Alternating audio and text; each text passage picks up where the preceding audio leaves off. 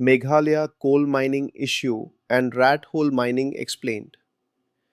Now let us turn to an important environmental and governance related development.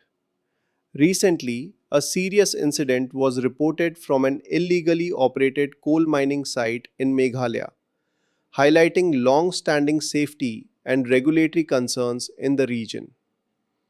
Rat hole mining is a hazardous method in which narrow tunnels are dug manually to extract coal, often without proper safety equipment, ventilation, or monitoring.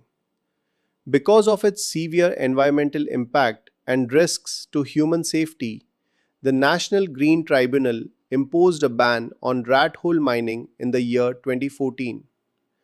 This raises an important question. Why does such mining activity continue despite a clear judicial ban? The situation points to gaps in enforcement rather than the absence of laws. Regulatory mechanisms remain weak, and illegal mining activities continue to function outside formal oversight. Another critical factor is livelihood dependence. In several parts of Meghalaya, local communities rely heavily on coal mining for income, making enforcement socially and economically complex.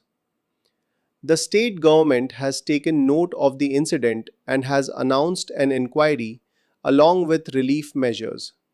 However, deeper structural issues related to monitoring, alternative livelihoods, and environmental governance remain unresolved.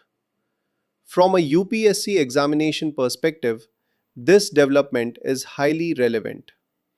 Under General Studies Paper 3, it connects directly with environmental governance, disaster management, and the challenges of implementing environmental regulations on the ground.